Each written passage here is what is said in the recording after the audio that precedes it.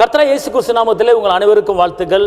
இந்த காலை வேளையில் ஒரு உயிருள்ள அற்புதமான ஒரு வார்த்தை, தானியேல் 10:19, பயப்படாதே, உனக்கு சமாதானம் உண்டாவதாக. சமாதான காரணர் இயேசுதானே, சர்வ வல்லவரும் இயேசுதானே, சமாதான காரணர் இயேசுதானே, சர்வ வல்லவரும் இயேசுதானே. இயேசு நீங்க இருக்கையில நாங்கள் சோர்ந்து போவதில்லை. இயேசு நீங்க இருக்கையில் நாங்கள் சோர்ந்து போவதில்லை. நீங்கள் எல்லாமே பார்த்து கொள்வீங்க, நீங்கள் எல்லாமே பார்த்து கொள்வீங்க, நீங்கள் எல்லாமே பார்த்து கொள்வீங்க, நீங்கள் எல்லாமே பார்த்து கொள்வீங்க. இன்னைக்கு அவர் சொல்கிறாரு, பயப்படாதே, உனக்கு சமாதானம் உண்டாவதாக, உனக்கு சமாதானம் உண்டாவதாக. அதனால் இன்றைக்கி எந்த காரியத்தை குறித்து நீங்கள் பயந்துக்கிட்டு இருந்தீங்களோ கர்த்தர் சொல்கிறாரு, உங்களுக்கு சமாதானம். அதாவதுங்க, இயேசு உயிர்த்தெழுந்த உடனே பூட்டின வீட்டுக்குள்ளே வந்து சொல்கிறாரு, உங்களுக்கு சமாதானம். சீசர்கள் பயந்து கொண்டு இருக்கிறாங்க. ஐயோ, நம்மளை யார் பிடிச்சி போயிட்டு போகிறாங்களோ, இயேசு அடிச்சு நம்மளை அடிச்சுட்டு போகிறாங்களோ அப்படின்னு ஒரு வீட்டுக்குள்ளே பூட்டிக்கிட்டு, கதவை பூட்டிக்கிட்டு உள்ளே பயந்துக்கிட்டு இருக்காங்க.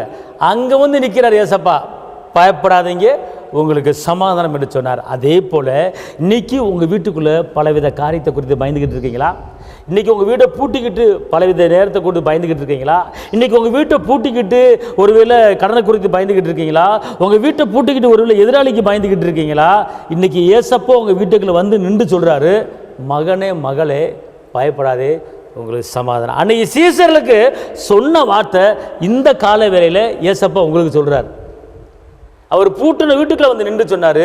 இன்றைக்கி ஒருவேளை கதவை பூட்டிக்கிட்டு வீட்டுக்குள்ளே படுக்கையிலே இருந்து இந்த வார்த்தையை கேட்கலாம். இன்றைக்கி ஏசப்பா சொல்கிறாரு, பயப்படாதீங்க, உங்களுக்கு சமாதானம்.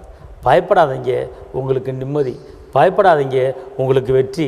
பயப்படாதீங்க, உங்களுக்கு விடுதலை. பயப்படாதீங்க, இன்றைக்கி உங்களுக்கு ஜெயம். பயப்படாதீங்க, நீங்கள் எதிர்பார்த்து கொண்டு இருக்கிற காரியம் இன்றைக்கி உங்களை தேடி வரப்போது. ஏசப்பா பெரிய காரியத்தை உங்களுக்கு செய்ய போகிறார். அல்லேலூயா சொல்லுங்கள் பார்ப்போம். வாய் திறந்து அல்லேலூயா சொல்லுங்கள் பார்ப்போம். சிரிச்சிட்டு சொல்லுங்கள் பார்ப்போம். முகம் ஆடலாம் சொல்லாதீங்க சகோதரா சகோதரிகளே, உற்சாகமாக சொல்லுங்கள். கர்த்தருக்குள்ளே எப்பொழுதும் சந்தோஷம் வருங்க. நீங்கள் கவலைப்பட்டு என்ன ஆக போகுது? உங்கள் சரீரத்திற்கு ஒரு முழத்தை கூட்ட முடியுமா, குறைக்க முடியுமா, தலையிருக்க முடியும், வெண்மையாக்க முடியும், கருப்பாக்க முடியும்? ஒன்றும் செய்ய முடியாது. நான் கவலைப்பட்டு ஒன்றும் ஆகப்படுது. மன துக்கத்தினால ஆவி முறிஞ்சு போயிடும். அதனால் எவ்வளோ கவலைப்படுறீங்களோ அந்த அளவுக்கு உள்ளான உறுப்புகள் பழுதடையும். இன்றைக்கி சரீரத்தில் ஏன் கிட்னி, ஏன் இருதயம் ஏன் அப்படி பழுதடையுது அப்படின்னு கேட்டால் அதிகமான கவலைப்படுறதுனால தான். வேதம் சொல்லுகிறது, மன துக்கத்தினால ஆவி முறிஞ்சு போயிடும். அதனால் துக்கப்படாதீங்க, கவலைப்படாதீங்க. நம்மளை அழைச்சவர் நம்மோடு இருக்கிறார். அல்லேலூயா. பயப்படாதீங்க, சந்தோஷம் பாருங்க. உன்னை அழைத்தவரோ கைவிடவே மாட்டா. அதனால் உங்களை அழைச்சவர் கைவிட மாட்டார். சந்தோஷமாக இருங்க, உற்சாகமாக இருங்க. உங்களுக்கு நான் ஜெபிக்கிறேன்.